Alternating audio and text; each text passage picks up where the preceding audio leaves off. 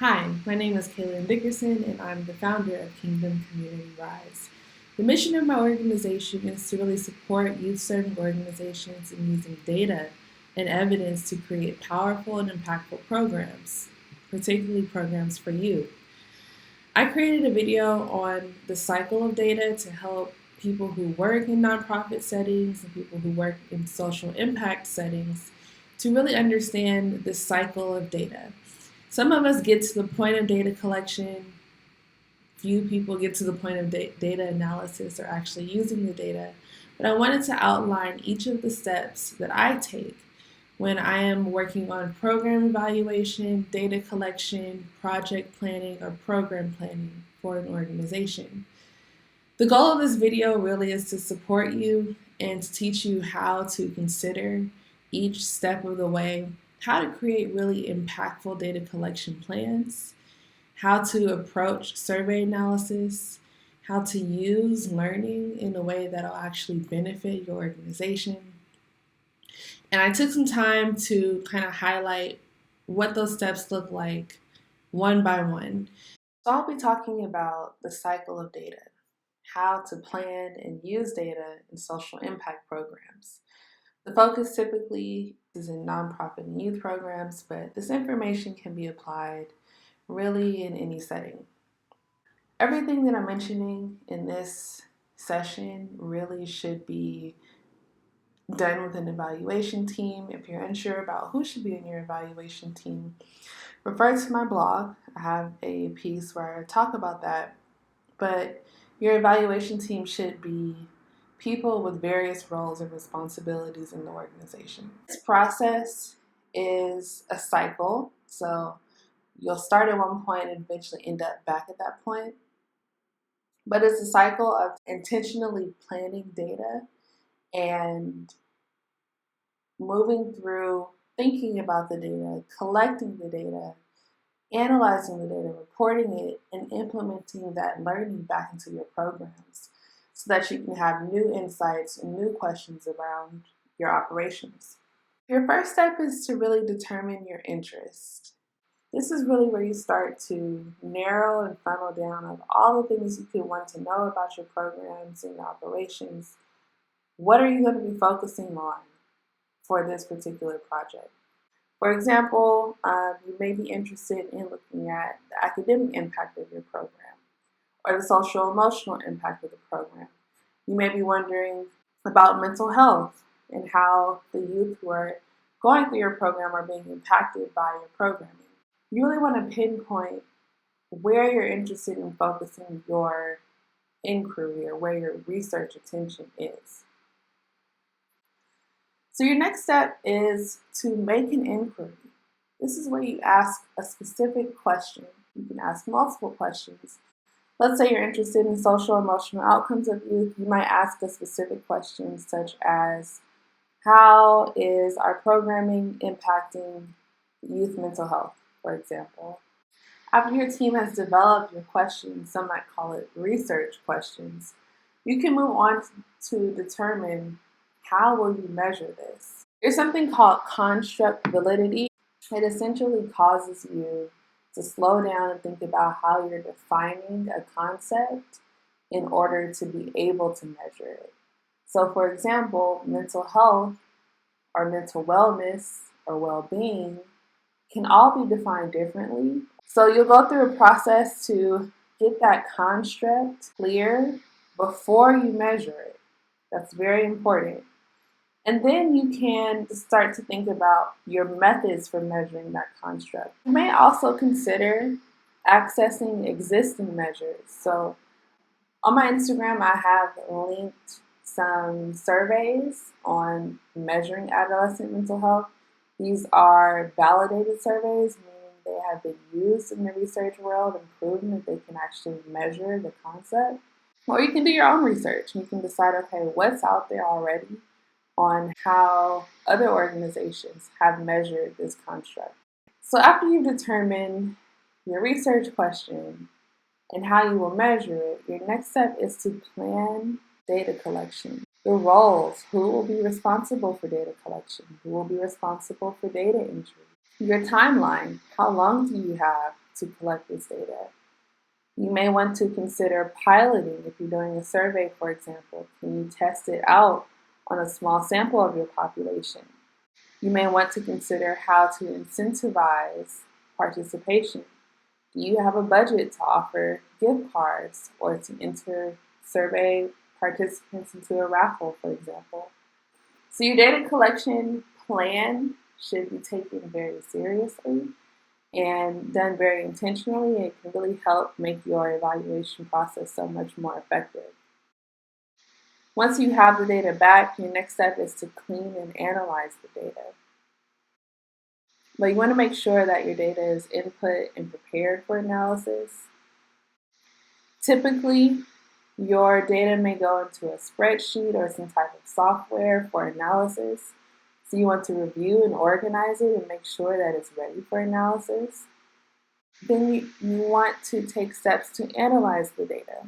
This is where you will run different ways of interpreting the data, different analyses. You'll want to draw themes and trends. There are different software and processes to do that in Excel. So your next step is reporting the data.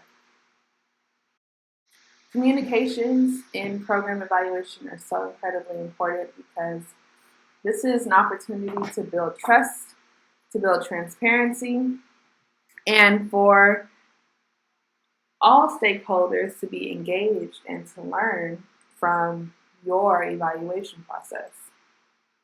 It's important to share your results with your staff, especially program staff or staff who are implementing or interacting directly with the programming, because this is typically an opportunity for them to learn more about how the program is running and or what the outcomes of the program are, who is engaged in the program, characteristics of those people, especially if you have program staff who are responsible for tailoring, developing, implementing training. It's very important that you recruit them back in the reporting process because it's an opportunity for them to learn about participants, learn about program operations, and ultimately to create a better product for the people that they're serving.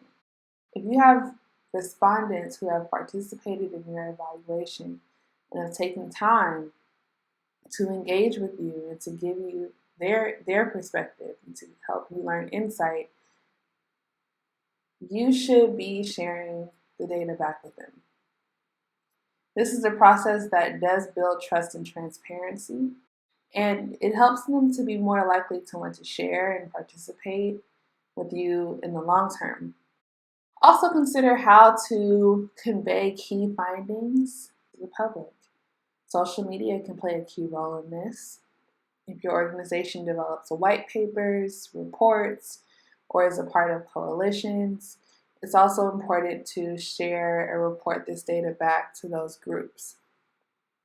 Finally, on reporting data, I highly recommend developing some type of library or place to store reports so that you can easily refer back to them at all times. Next, you plan to apply the learning. This is probably the most pivotal step, and most organizations do not get to this point, even the ones that are most advanced in their evaluation process. Once you have a report of findings, you must make a plan to augment, to change, to redirect your programming with the knowledge that was gained. What insights have you gained about programming or your participants? And then you ask yourself, okay, with this, how does what we learned alter and redirect our course? Redirecting your course is a good thing. It shows that it's an adaptive model. Just as humans need to adapt to new environments, programs need to adapt constantly to create an excellent product for youth. So essentially here you want to turn trends into practice points. The trends and themes that you learned when you cleaned and analyzed the data. Now will become points of practice or best practices that you can apply in your programming. For example, let's say you did a survey with 100 of your participants, and your data analysis showed that the majority of participants are interested in science, technology, engineering, or mathematics careers, but do not have any direct mentorship or do not know how to access those careers. Now, let's say you're working specifically with a high school population. This is learning that can inform your programming. So to apply it, maybe you might say, all right, we're going to seek some volunteers where we can match small groups or individually match our program participants with professionals in the science, technology, engineering, and mathematics fields, for example. Your next step is to sustain the use. So now that you've successfully made it through all of these steps, you have practice points, you have plans to apply your learning. Your next step is to implement and to apply that learning over a sustainable time. So, for example, if you are a cohort-based model, can you potentially use this evaluation tool, let's say a survey, for example, with another cohort or with future cohorts? Or if you're not a cohort-based model, how often can you come back to the learning and reevaluate the impact that you've made? So ultimately, over time, you want to sustain the use of knowledge and evaluation practice. Ultimately, if you do that successfully, you should have more interest, more questions, more insight into what you don't know about programming, and that can refuel this whole process all over again. So my question to you is, if you work in a social impact program, where do you typically get stuck?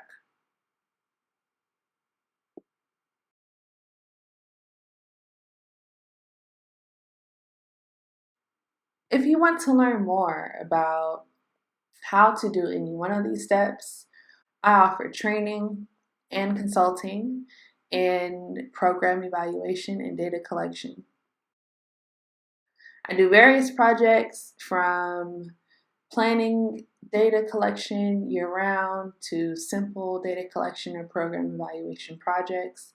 And if you're interested in it, please contact me directly, visit my website, or visit my Instagram. I do offer free consultations where we can talk just briefly about where you are in this process. And I really enjoy this work, so I'm looking forward to hearing from you.